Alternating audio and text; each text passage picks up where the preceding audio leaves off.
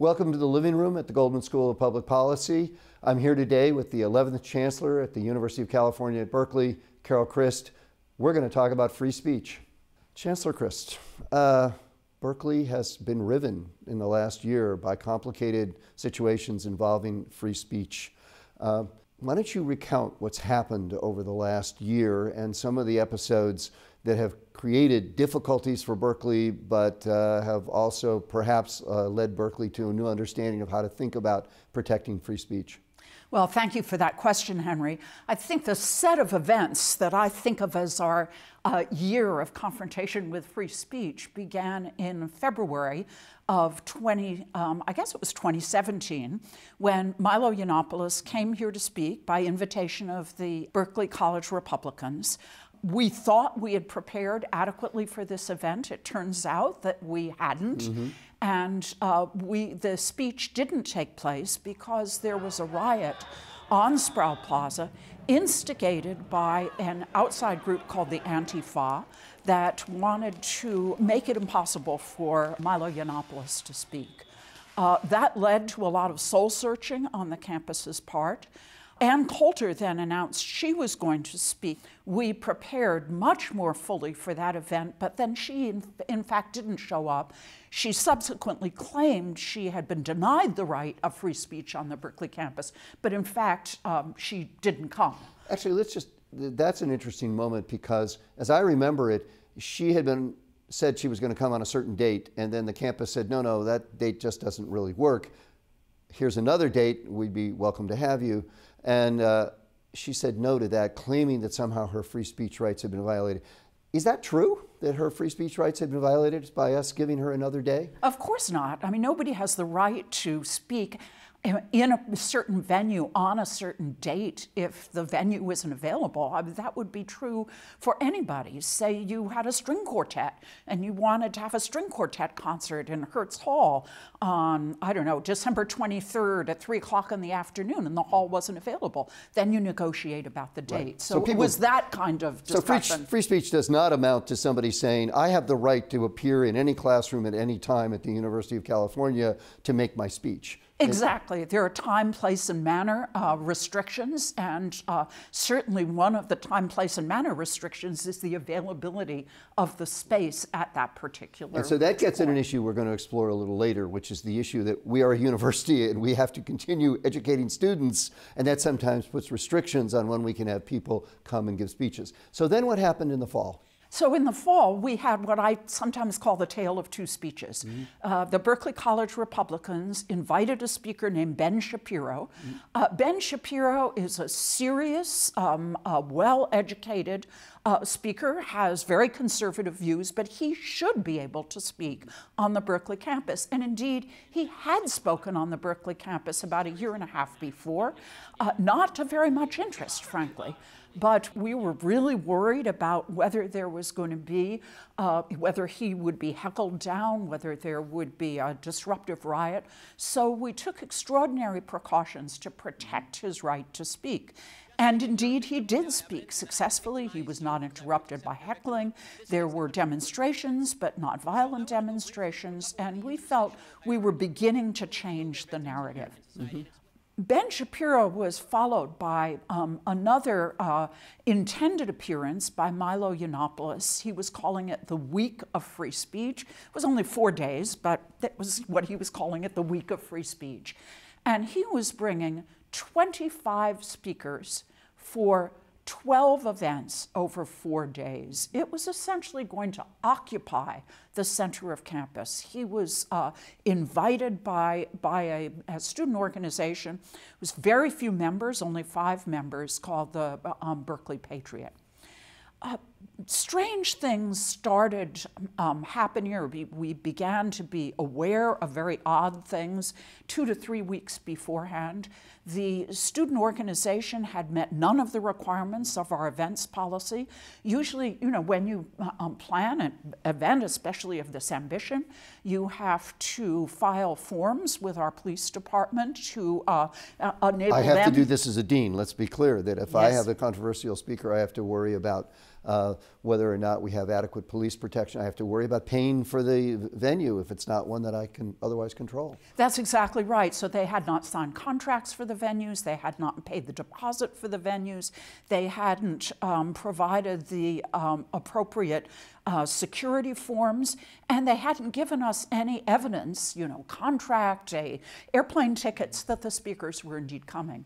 So Milo Yiannopoulos, about a week before the event, published on his website the list of invited speakers, and the Daily Cal, our student newspaper, picked those up and published them. And then the strangest thing happened. We started getting communications from these speakers saying, "This is the first I've heard of this. I have no intention of coming to Berkeley and speaking on that date." And so we started realizing that that this event was to a very great extent a fiction. So we called their bluff, and about 24 hours beforehand, the student group canceled, and the event didn't take place. Milo Yiannopoulos indeed did come. The first date of the event, he came to Sproul Plaza. He took some selfies. He sang the Star-Spangled Banner. There were about 50 people in the audience, and then he left claiming that the police made him leave, but that in fact wasn't the case. So let's talk about Milo a little bit. So you indicated that Ben Shapiro is a very serious conservative and worth listening to because he engages the mind and makes us think harder about things. A lot of people have said, I'm not so sure that Milo does the same kind of thing. He mocks people. He's rather juvenile in a lot of his claims. He engages in what some might call bloviation, and that he engages in hate speech, they would claim. Do we really have to have somebody who's a controversialist, which I would think he really is? He just wants to create controversy. Do we really have to protect his right to free speech here at Berkeley? Well, we have to protect his right to free speech if he is legitimately invited in accordance with our policies. So there, it seems to me, the work we need to do is work with student groups to try to encourage them to invite individuals who, like Ben Shapiro, are serious thinkers, who want to engage with their audiences, who want to engage with other points of view. I have been using the metaphor to talk about these two events, the Ben Shapiro event and the Milo event, of the object and the shadow. For Ben Shapiro, the object was the speech. He wanted to come, he wanted to speak. We, as a matter of fact, it was Fox TV, not us, who we made a video of the speech. You could view it online as it was happening. You can now go to the web and see it. So there's a digital imprint of this event that I think of as the shadow of the event, but the event was the main thing, like the play is the thing, to quote Hamlet. With Milo, it was completely the opposite. What he was interested in was the representation on the web. So in some sense, the actual event was secondary to whatever narrative he could create. Frankly, I think he was trying to provoke us into canceling the event so that he could have the narrative that he wanted on the web. Berkeley doesn't support free speech. Berkeley cancels free speech. Well, so there's two things here. One is the issue of the shadow and the object, which I think you usefully describe. I think that's a very interesting metaphor. The other thing, though, is let's just go back to the question of hate speech. Many people would claim that Milo Yiannopoulos engages in hate speech, and they would say, why does a university which cares about truth and evidence and decency allow somebody like him to come? I mean, what is it that requires us to do this? That question, I think, goes to the really the heart of the matter, and our Constitution has more extensive protections for free speech than any other liberal democracy. And it protects hate speech. It does not protect speech that can be understood as an immediate incitement to violence. But it does protect hate speech. And I myself believe, although I understand that other people believe differently, that protecting people's rights to say abhorrent things is an important part of the protection of our right of free speech. But I understand that our students today They grew up with instruction against bullying in the public schools. They understand what harassment is. They don't understand why it's not okay for them to say something in a classroom or in a dormitory that someone like Milo can come to campus and say in Zellerbach Auditorium. I want to push you a little harder, though, in this, because the question is how does protecting Milo Yiannopoulos' right to engage in what I personally actually do think is fairly hateful speech, how does that protect my rights to free speech? Well, the question is, who's the censor? So if you determine that someone has the right of determining what is hate speech and what is not hate speech, I believe you give a dangerous kind of authority to the government. And so someone that is going to censor Milo's right to engage in what we call hate speech today might call hate speech tomorrow something that is, for example, critical of Roy Moore. Or critical of the kind of bigotry that you see in some of our far-right groups today. So the danger is that one person's hate speech might be another person's valid criticism of somebody else. And since it's very hard to make the distinction, therefore we have to say, even when we think that it looks like hate speech to us, we need to allow it to make sure we protect the right of the person who would have a valid criticism that others might think is hate speech. That's exactly right. That's exactly right. And so that takes care of that. Now, there's people who would argue that, in fact, other countries do have laws against hate speech. Germany is most notable, and that has a lot to do with its experience with the Third Reich and the Nazis and their attempt to try to see if they could limit the kind of talk that would lead to the rise again of fascism. But we don't have that kind of history, and it's not clear what we could obviously define to be hate speech in any way, given our experience as a nation and given our laws that we have. Is that right? Though there's a really interesting claim, which I've given a lot of serious thought to, and be interested in your views about this, that some people are claiming we do have a similar history. We have a history of slavery, we have a history of Native American genocide, and that they see people who make this argument, free speech, as protecting the right and the greater access to the media of individuals who are really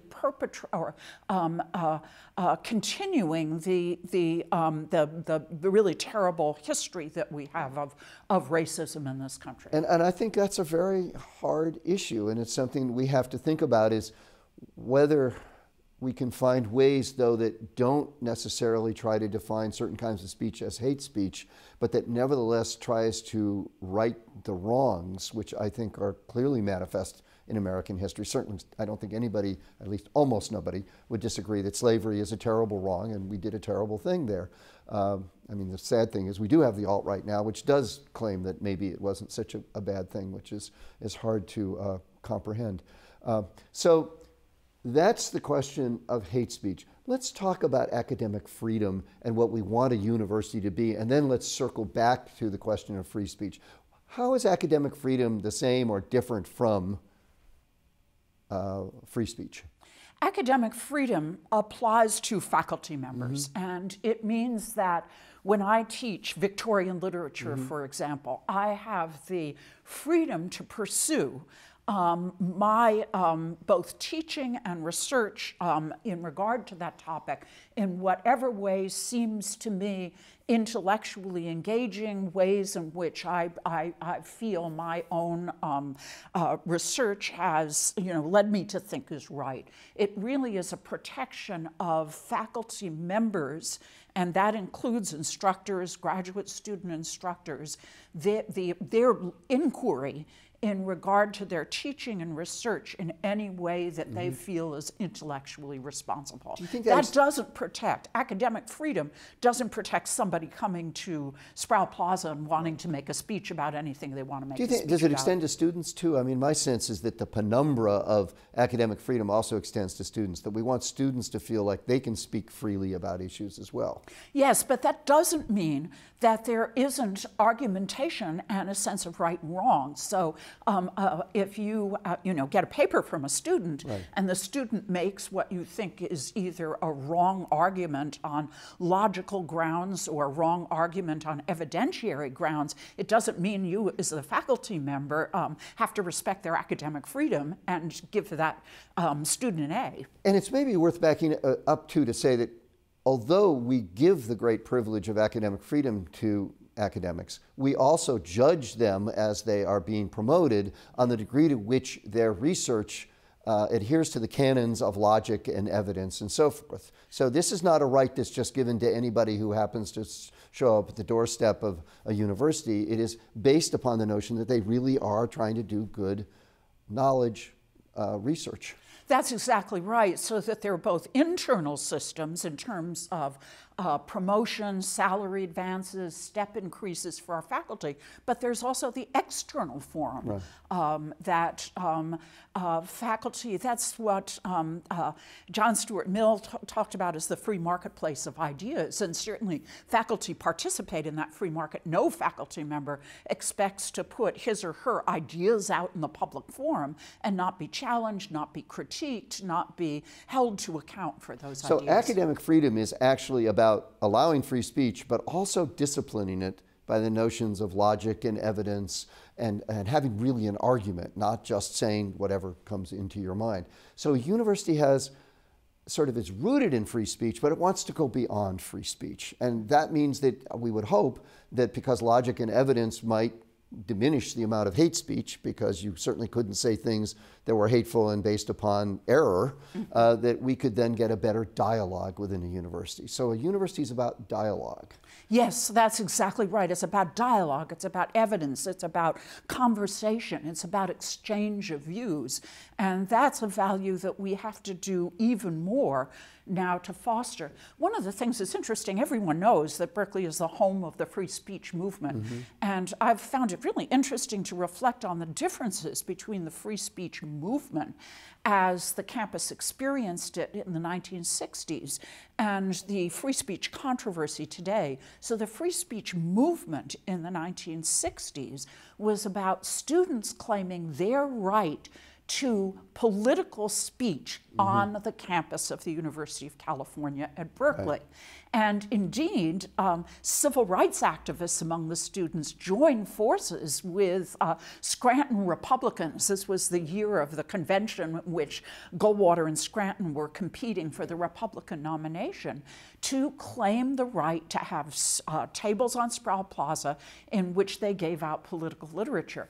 That's really quite different. Students claiming their right to political speech from what's going on right now, where sometimes student groups are claiming the right to invite whoever they want to speak on campus, but sometimes the individuals themselves claiming that I have the right to come to any campus and make a speech that is reflective of my views. But we still want to protect people being allowed to invite anyone they want, because we know knowledge sometimes comes from situations where you might not expect it.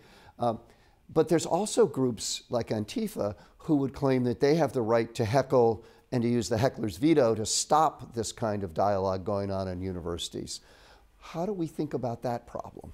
I think there are two different issues there. One is the heckler's veto, and there was certainly, you would find people on the campus itself, members of our community, that believe the heckler's veto is exercising your right of free speech. But the right of free speech doesn't protect. You're denying somebody else's right of free speech by shouting them down, making it impossible for them to be heard. Then the second issue is whether an outside group should have the freedom to come in and exercise essentially the heckler's veto, deny someone the right of free speech, have a riot so that it's impossible for the event to go on. So let's get back to the question of hate speech and the notion that the Constitution currently requires that we protect hate speech, that we do allow student groups or others to invite people who might engage what some of us might think is hate speech.